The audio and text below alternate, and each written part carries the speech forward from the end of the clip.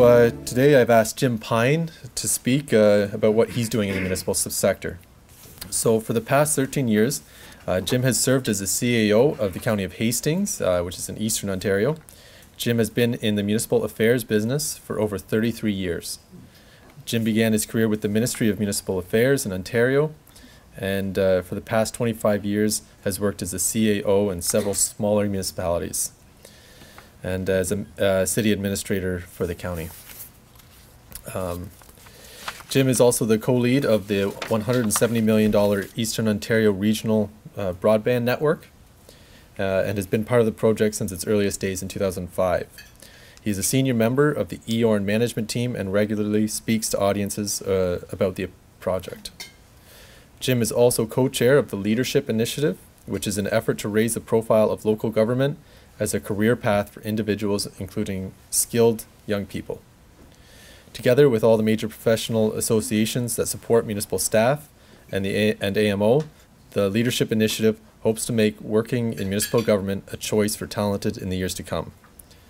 Over the course of the past 3 decades, Jim has taken an active role in municipal advocacy through his work with AMO, where he served as a secretary-treasurer and a member of the board of directors. Jim is a past president of the Ontario Municipal Administrators Association. He has participated in many municipal reform projects, including the recent Provincial Municipal Fiscal and Services Delivery Review.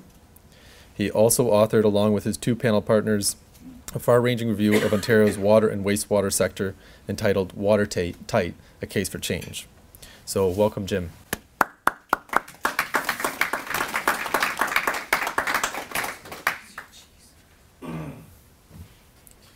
Thanks very much, Caleb. Now you know why I can retire any time with 33 years.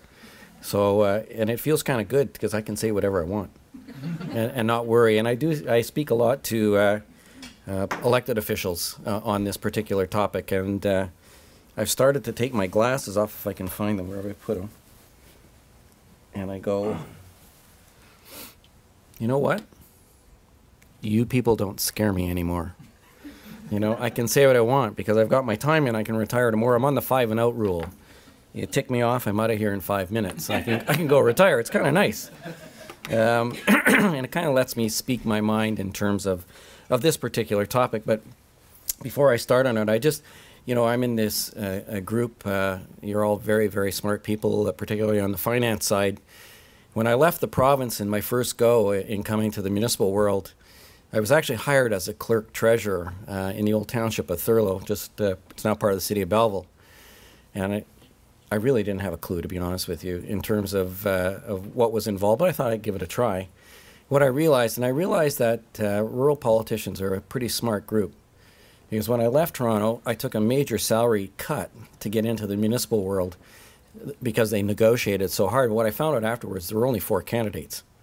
And I was the one that had sort of minimal credentials to get the job. So I realized right then and there, never underestimate the folks who get elected in terms of their intelligence factors and stuff. But my first budget with the township, we actually had to raise the mill rate. It was mill rate back then, 98%. There was nothing left in the bank. They hadn't raised taxes for years. They all ran on keeping the tax rate down at 0 or less sometimes. So there was just nothing left, and we actually needed to buy some equipment. So they did, and of course it was a bit controversial, so we had to have a public meeting. And I thought, well, okay, that's fine. So we hold a public meeting, and I get there, and there's about 200 people in the room. They're obviously not real happy, but... And I get in the room and I look, and there's a chair and a microphone at the front, and the councillor's standing at the back. So I went to the back of the room and said, so when does the reeve go up to the front? And they all just looked at me and said, no, you go explain it. So, you know, I had to get up in front of all these folks, and really, I learned a little bit about transparency, and you just sort of had to tell it like it was. And it worked out okay. I carried on with them for a little while before moving on, but I realized then that I can spend it, I just can't count. So I couldn't stay in the finance world. I had to get into the administration side and find some good people who knew things about municipal finance. I've known Dan for forever in this business. We worked in municipal affairs at the same time. So it's a pleasure to come here today and talk a little bit about something I'm sure you all know. If you look at someone like myself, and I don't know how old Dan is, but there's a lot of graying going on in the municipal sector. And a couple of colleagues of mine, Tony Haddad, who's co-chairing this initiative with me, and Tony's from down near the Windsor area, township of Tecumseh, or town of Tecumseh, I'm sorry. We said we've got to do something for ourselves. We need to talk about municipal government and let people know that you can have a really good career in it. And honestly, I believe that being in the municipal world is an excellent place to have a long and productive career. Right now, I'm living the municipal dream. I've got a fantastic council, and actually, I've got 3 new ones coming out of 14, so I'm still going to have a fantastic council who are very supportive. I have a tremendous department head team who all support each other, and we work together. And the sort of third piece is that we actually have the public who seems to like what we do at Hastings County generally. And I say our mission at Hastings County is pretty simple. It's just to help people. So when I say to my staff, particularly when we hire new people, we have 850 employees at the county. When you wake up as an employee of Hastings County, can you do one thing for me? And they look at me and say, can you think about how you're going to help somebody today? Whether it's your colleague or whether it's a client who's looking for a hand up or a home or something like that, or we're trying to get the ambulance to your door as quickly as we can. If we can all think about how and it sounds corny, but it really is powerful. If you can think about how you're going to help somebody today, Hastings County is going to be one of the strongest and most progressive organizations around because we're going to be focused on the right thing. And so we actually have bought into that. And the council has as well. They like it. It's really simple for them. A politician loves to know that they're helping people. And so that's our only job. And we do it in a variety of ways. But it really makes for a great way to do business. And that's part of the rationale for what I'm going to talk about is we need to create in the public domain and for people looking for work the notion that municipal government is good, that it does a lot of good things for people, and for those looking to help run this business, it's a great place to work, politics aside in some cases. But as a profession, it's a really positive thing. But we know to get the message out that Tony and I couldn't do this by ourselves, so we struck up a group of, really working, which Dan is a big part of. And these are the associations that are partners and affiliates with the Leadership Initiative, the Ontario Municipal Administrators Association, AMCTO, MFOA, Human Resources Professionals Association, OMERS, and importantly, AMO, which is the political side of things. The board of directors there are extremely supportive of our efforts around this particular effort around the leadership side. We we know that demographics, as I said before, don't lie. You can predict, if you've ever heard Dr. David Foote speak, you can pretty much predict anything in terms of public policy or how you might approach it based on the age of things, whether it's people or infrastructure or what have you. And demographics don't lie. So this is the day I started in Thurlow Township way back when with Ken York back in 1988. And this selfie, I got a new BlackBerry, so I was playing with it. It really tells the tale. Over 50% of all the senior management people in municipal government are eligible to retire in the next 5 years. It's actually probably the next 4 years. In my organization, of the 6 department heads that I have, 4 can retire next year. And I already have 2 that have let me know that they're leaving. So, and I could go as well anytime, as I said before. So even at that rank, we're going to be losing a lot of good folks. But right through my organization, 50% of my 850 employees can go in 2020. That's huge. Now, not everybody's going to leave when they're eligible, like me, they stay a little longer. But you can count over the next little while, we're going to be needing to look for some really good people to run the business. OMERS has done some work for us as part of the leadership initiative, and this is just gives an example of the membership of OMERS. So if you're a municipal employee now, you're going to be a member of the OMERS group, and you can see the red areas. You know, between ages 55 to 65, there's about 65,000 employees across Ontario that are going to be looking to thinking about retirement, depending on your age and your service level. So it's a reality that's coming. The tidal wave is really lapping at the shore now, in terms of the talent pool we're going to start to lose. And what we want to get out to folks like you can help us get this message out, but that, as I said before, there's a variety of careers that you can have in local government and a long career. And we just started to list the jobs, if you can believe it, from administrative assistant down to wastewater or 911 operators. And we gave up because this is not a complete list. But there is a huge range of opportunity to get people into working in the sector. We spend, Dan, just under $50 billion a year as a sector now, in terms of it. We're big business when it comes to the provincial scheme of things, and we need good talent, people like yourselves, to help us run the show, because that's what our taxpayers expect us to do. So there are just this vast array of careers that are available to folks, and what we're finding, and it's probably no surprise to you, that a lot of folks don't really know much about us. And we have to do a couple things. We have to tell people about the work that's possible, and we have to create the climate that makes people want to come and think about local government. And as I say to the politicians, sometimes you're our biggest problem. You can either be our best salespeople or our worst salespeople. I always tell my councillors at the start of, I have a good contract, but at the start of my every 4-year term with my council, I tell them that. I said, listen, we can't tell you how to pitch the county, but you're going to either be our best pitch person or our worst. It's your choice to make as an elected official. We hope you choose the right one, the positive one. But creating that climate is really important to attract people. I use Toronto as an example of how not to do it in some cases.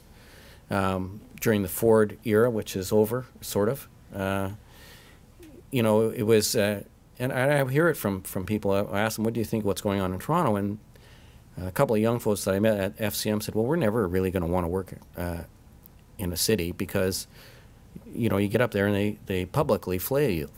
You know, where else could you have someone standing up in a public session and saying to the integrity commissioner, we should fire her because we don't like the report that she gave, or the CAO, or whoever, you know? And so I say to politicians, stop the bad behavior. If you've got a personnel issue, deal with it professionally, behind closed doors like you should, and don't do it publicly. Don't try to score points for yourself on the backs of municipal employees. That would never happen at the provincial level, and it never happened at the federal level. That just, tell me if you've ever seen, largely, where a civil servant, federally or provincially, is hung out to dry. They obviously discipline and all that sort of stuff, but they do it in the right way. Why should we be different than that? So that's the kind of message we've been talking about in terms of creating the environment. But that's really not the whole story. So we say to them, you know, there's good behaviors, creating the climate for success, and bad behaviors, as I've just been saying, you know, dissing your staff or believing that a code of conduct doesn't apply to you because you're elected, and creating a climate of intimidation and fear. And I have worked in those situations, and some of you may have as well, and it's no fun. And we don't want that to continue. So, in our leadership discussions, what we're really trying to do is break down some of these barriers or identify some of the challenges so that we can promote the sector as a place to live and work, creating a better understanding of local government itself. And we know we have to work with the provincial government to do that, and any association that we can. So that's part of our mandate. We're really trying to raise the awareness among young folks for careers. We're working with institutions inside the provincial government particularly. We're working with people like the U of T, School of Public Policy and Management, to help with the messaging, talking about internship programs and other things like that. We know that one of the difficulties in the municipal world is creating enough entry-level jobs. I got my start in local government or municipal government with the province as a junior trainee advisor. I don't know if the positions exist anymore. Probably not, given the financial challenges the province has. But it was an entry, below the entry level sort of thing. It was, you took a raw individual and we'll train them. And I think we need to do more of that in local government. We have to create some of those positions, because it's, you know, it's hard, but we've got to convince ourselves as organizations and our elected officials that we need to make these investments in people.